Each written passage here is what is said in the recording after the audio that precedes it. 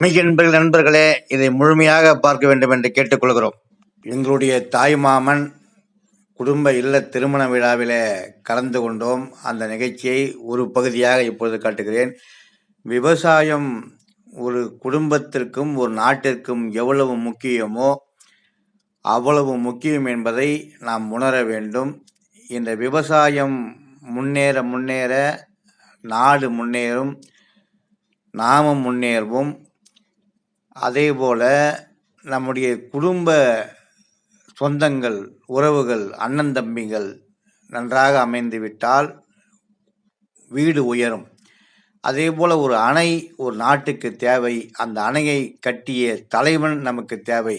காமராஜர் தமிழ்நாட்டின் பொக்கிஷம், பொன் நாடார், பொருளை நாடார், ஆசிதனை நாடார், அன்னையும் நாடார், நாடொன்றே நாடிச் சென்று நாட்டுக்காக உழைத்த நாடார் நம்முடைய காமராஜர் நாடார் கட்டிய அணை. அதேபோல மனதிற்கு நிம்மதி தரக்கூடிய, ஒரு எனர்ஜியை தரக்கூடிய, ஒரு சக்தியை நமக்கு கொடுக்கக்கூடிய இறை அருள் சேருமானால் சொந்தங்களும் விவசாயமும் அதேபோல நீர்நிலைகளும் நல்ல இறை அருளும் ஒரு மனிதனுக்கு நல்ல வீடும் ஐந்தும் இந்த மனிதனுக்கு கிடைத்துவிட்டால் 5 பூதத்தலங்களில் அக்னித்தலமாக விளங்கக்கூடிய அண்ணாமலை அருள் இருக்குமானால் நம் வாழ்வில் வளம் வரலாம். அதேபோல 5 பூதங்கள் நம் உடலால் ஆனது. அந்த 5 பூதங்களில் ஒன்று அண்ணாமலை.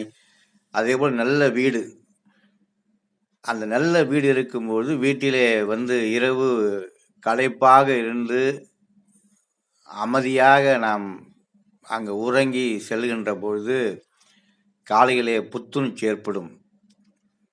அந்த புத்துணர்ச்சியோடு நாம் ஒரு பணி செய்கின்ற பொழுது நமக்கு நல்ல பலன்களை தரும். அதேபோல நாடும் வீடும் நன்றாக இருக்க வேண்டுமானால் நம்முடைய உள் அகம் நன்றாக இருக்க வேண்டும். ஆகவே இந்த வீடு எப்படி அமைகிறதோ அதே போல நம் வாழ்வும் அமையும். அதே போல சொந்தங்கள் எப்படி அமைகிறதோ அதே போல நம் வாழ்வு சிறக்கும்.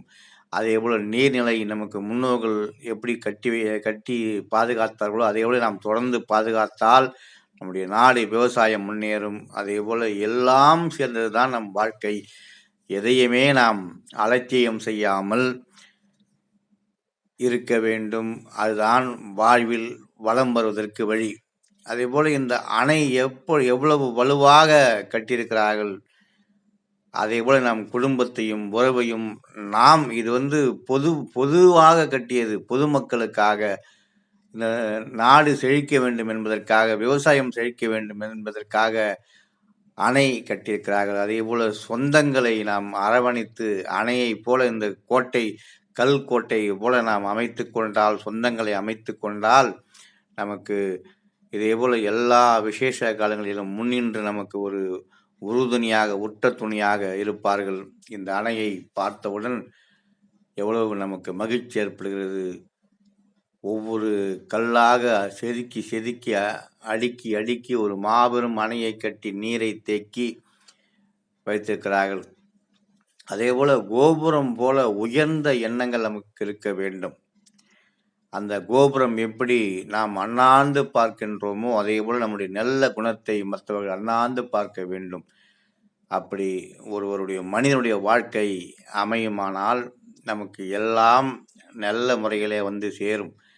அந்த திருமண நிகழ்ச்சியிலே நாம் பார்க்கிறோம், எவ்வளவு ஒற்றுமையாக அமர்ந்து கொண்டு இந்த புகைப்படம் எடுக்கின்ற காட்சியை பார்க்கின்ற பொழுது ஒரு திருமண நிகழ்ச்சியிலே எல்லா சொந்தங்களும், நிறைய சொந்தங்கள் வந்தார்கள். இருந்தாலும் ஒரு சில பேர் தான் நமக்கு எடுக்க முடிந்தது.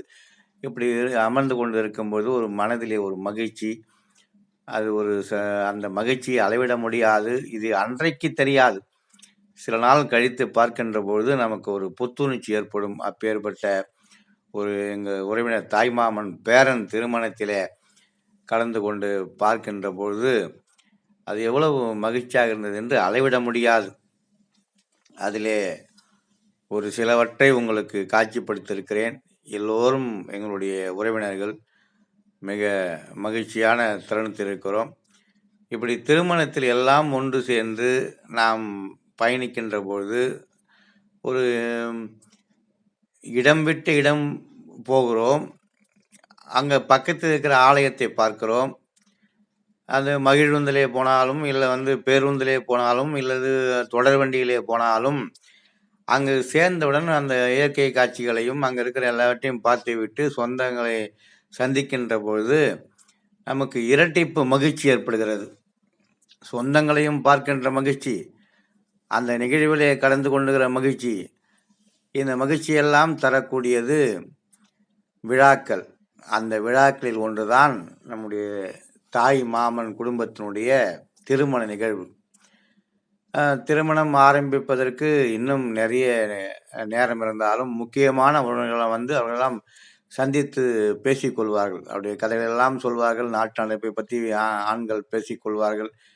இப்படி அவர்கள் பேசுகின்ற பொழுது, அவர்களை பார்க்கின்ற பொழுது மகிழ்ச்சியாக நண்பர்களோடு, அந்த உறவினர்களோடு அமர்ந்து கொண்டு பேசிக்கொண்டிருப்பார்கள் திருமணம் ஆரம்பிப்பதற்கு முன்னால்.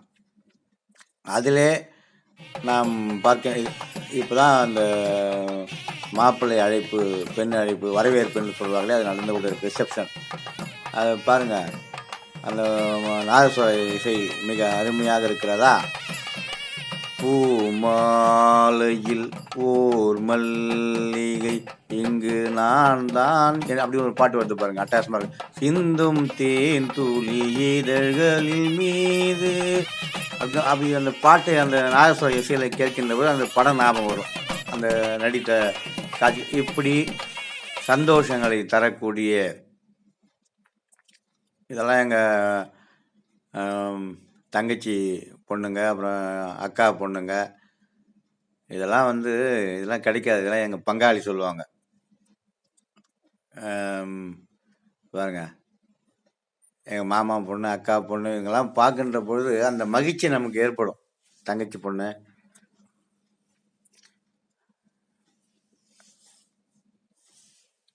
அவங்களாம் எல்லாம் அந்த இப்போ ஒரு மேட்சிங் புடவை எல்லாம் ஒரே கலரில் கட்டுறது, ஒரே வேட்டி சட்டை ஒரு கலரில், இதெல்லாம் ஒரு அந்த மகிழ்ச்சி அன்னைக்கு அந்த அளவிட முடியாத மகிழ்ச்சி. அன்றைய மகிழ்ச்சியை விட ஒரு 10 வருடம் கழித்து இதெல்லாம் பார்க்கின்ற பொழுது என்ன மகிழ்ச்சி ஏற்படும். அந்த மகிழ்ச்சியிலே நாம் எல்லாம் கலந்து கொண்டு, இதெல்லாம் எங்கள் பங்காளின்னு சொல்லுவாங்கள்ல, அவங்க இந்த எங்கள் தாய் மாமன் குடும்ப திருமண விழாவிலே கலந்து கொண்டு எல்லாம் பார்க்கின்ற ஒரு பாக்கியம் இறைவன் நமக்கு கொடுத்தான். அதுதான் இப்பொழுது உங்களுக்கு காட்சிப்படுத்தியிருக்கிறேன். ஏதோ ஒரு சின்ன இதுதான், இன்னும் நிறைய எடுத்திருக்கிறேன். இது அதெல்லாம் அதுக்கு அதன் பிறகு நான் பதிவிடுறேன்.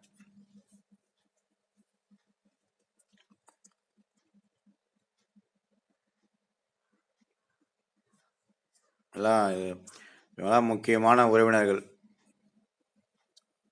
அந்த உறவினர்களெல்லாம் பார்க்கின்ற மகிழ்ச்சி நமக்கு கிடைக்கின்ற பொழுது, அவெல்லாம் நம்ம பார்த்து பேசிவிட்டு திருப்பி அவங்களெல்லாம் புகைப்படம் எடுக்க வேண்டும், வீடியோ எடுக்க வேண்டும் என்று ஆசைப்பட்டு அவர்களையும் எடுத்தேன் தனித்தனியாக. இதுதான் எங்கள் தாய் மாமனுடைய முதல் மகன், விபூதி எடுத்துக்காரு எங்கள் அக்கா. எனக்கு தயிர் சாதம் கொடுத்து என்னை வளர்த்து, சிறு வயதில் என்னை வளர்த்த அக்கா இவங்களாம். இது எங்கள் சகோதரர், எங்கள் அக்கா பொண்ணுங்க. இப்படி எல்லோரையும் பார்த்து நம்ம பேசுகின்ற பொழுது நமக்கு ஒரு மகிழ்ச்சி தான். இது எங்கள் அண்ணி, எங்கள் மாமன் பொண்ணு, அவங்க குடும்பம். இது ஒரு பங்காளி அக்கா சொல்லுவாங்க.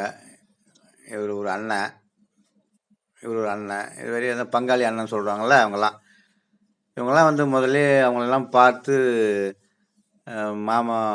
மாமா பசங்க, எங்கள் அண்ணன், எங்கள் சித்தி அமர்ந்திருக்காங்க. இவங்கெல்லாம் அப்படியே ஒரு கிட்டத்தட்ட ஒரு 10-20 கிலோமீட்டர் 100 கிலோமீட்டர்லேருந்து எல்லாம் ஒன்று சேர்ந்து, சென்னையிலேருந்து வந்திருப்பாங்க. எல்லாரும் ஒன்று சேர்ந்து பெங்களூர் இவங்களாம். இது எங்கள் அக்கா பசங்க, இவங்களாம் பெங்களூரில் ஒர்க் பண்ணுறாங்க. இந்த திருமண நிகழ்வில் அங்கேருந்து இங்கே பார்க்கின்ற பொழுது நமக்கு மகிழ்ச்சியாக இருக்கும். இந்த தம்பி இதாங்க எங்கள் மாமா குடும்பம். இன்னும் சில பேர் வெளிநாட்டில் இருக்காங்க. இது புகைப்படம் எடுக்கிறதுக்கு ரொம்ப அவசரப்பட்டார் அவர். அவரால் முடியல. எப்படி எடுக்கிறதுன்னு யோசனை பண்ணி, ஒரு பெரிய குடும்பம். இன்னும் நெறைய பேர் சேரணும். அதில நான் முடியாது. அதெல்லாம் வந்து ஒரு ஒரு தனித்தனி குரூப்பா எடுத்தாங்க.